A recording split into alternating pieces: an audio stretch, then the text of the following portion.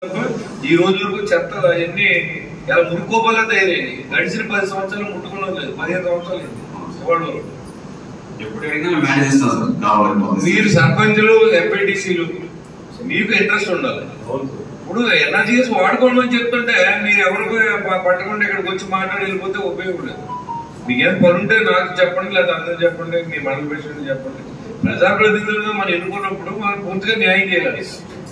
ఇప్పుడు state government లో డబ్బులు లేవు, కేంద్ర ప్రభుత్వం వచ్చి ఆ నిధులు తప్ప మనం ఏం చేయలేకపోయాం ఇప్పుడు దాకా. కాబట్టి ఆ డబ్బులు వాడుకోవడానికి మీకు ఏంటి ఇబ్బంది ఏంటి? ఎందుకు వాడుకోవట్లేదు?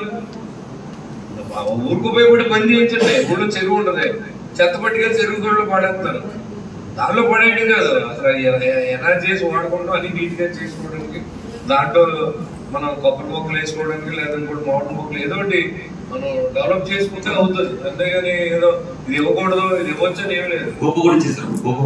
ఏదైనా ఇవ్వచ్చు. మీరు పూర్తిగా వాడండి. ఈ మండలమే ఎక్కువ జరగాలి.